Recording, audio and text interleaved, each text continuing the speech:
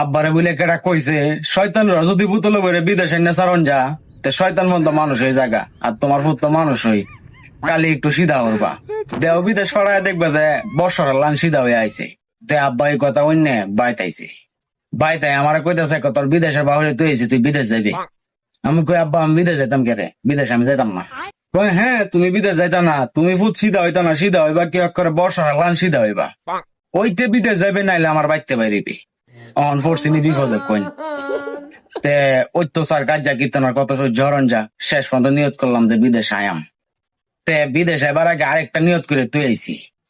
আমার বাপের যে এই বুদ্ধিটা দিছে এর কথা যতদিন পর্যন্ত ভুল প্রমাণ না হচ্ছে অতদিন পর্যন্ত আমি বান্দা মানুষ হইতাম না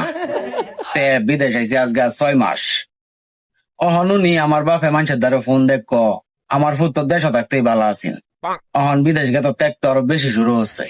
এর লগের বেড়াইতে 1 তারিখে বেতন পায় 2 তারিখে বাড়ির টেয়া ভাড়া আর 1 তারিখে বেতন পায় সারা মাস ব্যাংকে খায়া 27-28 তারিখে যদি তাহে তেলে পাড়া না থাকলে না পাড়া